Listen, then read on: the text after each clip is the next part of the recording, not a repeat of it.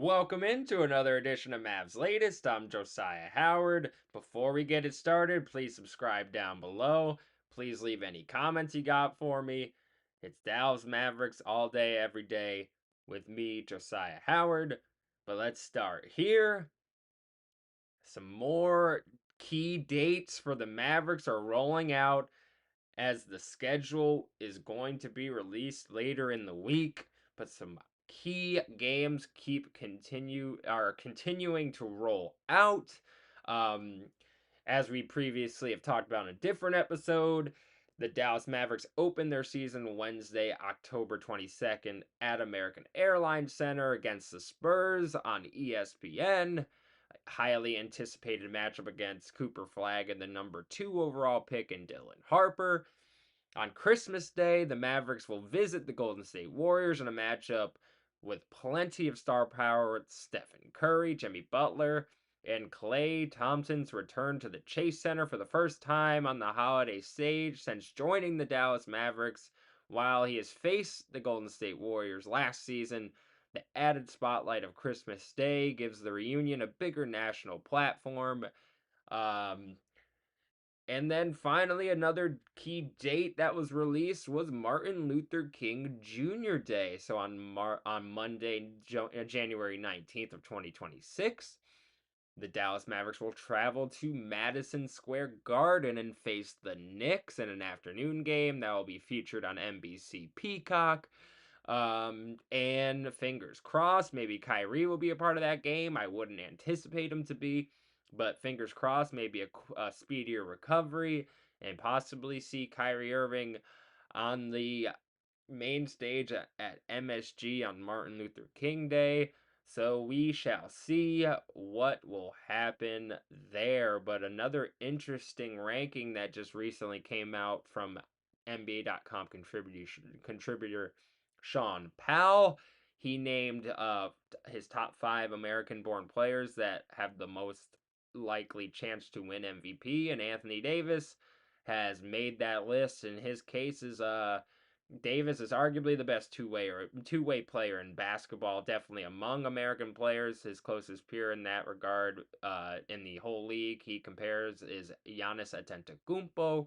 His ability to guard multiple positions, protect the rim, shoot with range, and impact games is matched only with a select few. Everything is about health with AD, and that's why, barring a stroke of good fortune, the MVP chances might be fragile, so to speak. Will AD reach even the minimum requirement of 65 games that he hasn't reached since 2018? Um, so yes, I personally don't think there's a realistic chance of AD winning MVP just purely off of the game requirement. I don't think he'll play 65 games.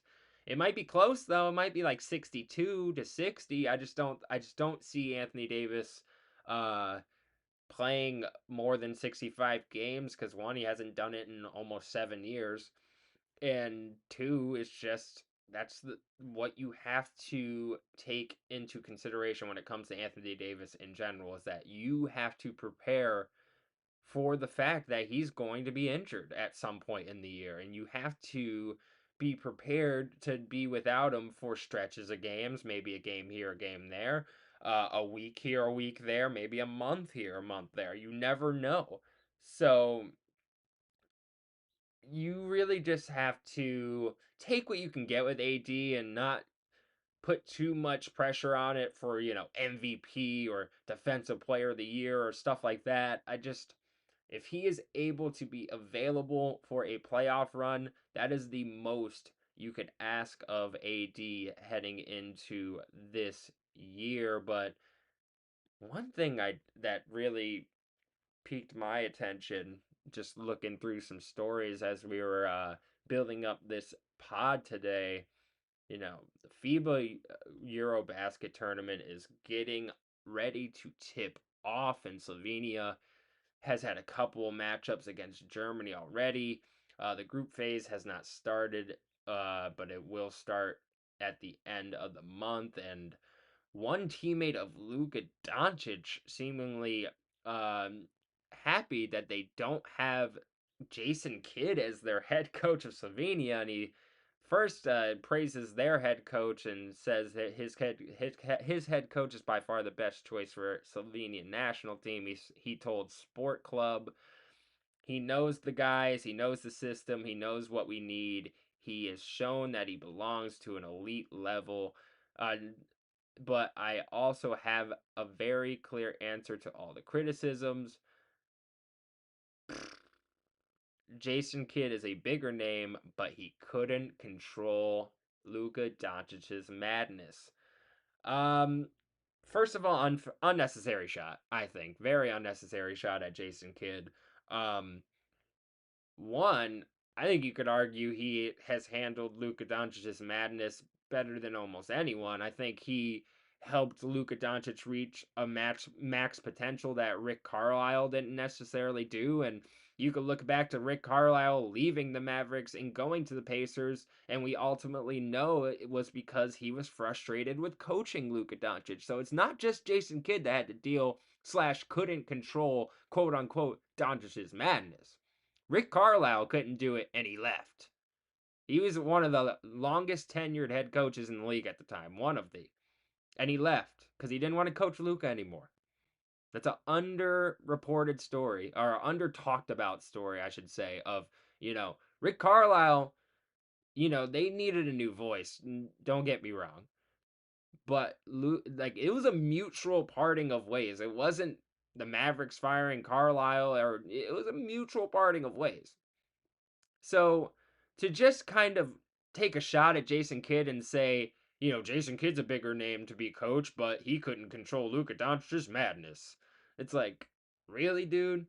Like, first of all, I think that's more on the front office, and that's why they chose to trade Luka. I think Jason Kidd got all he could get out of Luka at the time of the trade, and the mindset Luka shifted into, that's not on Jason Kidd for not quote unquote controlling his madness. At the end of the day, that's on Luka for not having enough motivation to have a shift. And now his new mentality and his new, diet and all that stuff. And sometimes you just need a kick in the you know what to get going. And that kick in the you know what for Luka was a trade. So for this teammate of his, Clemlin Preplek or whatever his name is, for him to take a shot at Jason Kidd for no reason, I felt was unwarranted. If you're gonna take a shot at anyone, take a shot at Nico, or take a shot at the CEO or whatever. But to take a shot at Jason Kidd, I just thought was truly, truly unwarranted. But to wrap it up here on Mavs Latest with some Mavs chatter, NBA 2K, they released some top 10 rookie rankings for their overalls, and Cooper Flag right at the top, number one with an 82 overall. Dylan Harper at 78, Ace Bailey 77, VJ Edgecombe 76, Con Knipple 75 for the top 5 rookie rankings for overalls in this upcoming NBA 2K26. So, you know, right on par, to be honest. I think 82 is fair, in terms of the hype mixed with the talent he already has. In terms of how they do overalls in 2K, I think 82 is pretty fair. I've been playing the game pretty much my whole life. So, uh, shout out to Cooper. I think he, by the end of the year, he can get to like an 86. I think that'd be a huge win for him. So, shout out to Cooper Flag, number one overall ranked rookie in this upcoming 2K. And one last thing in the Mav chatter realm before I head out of here, James Harden.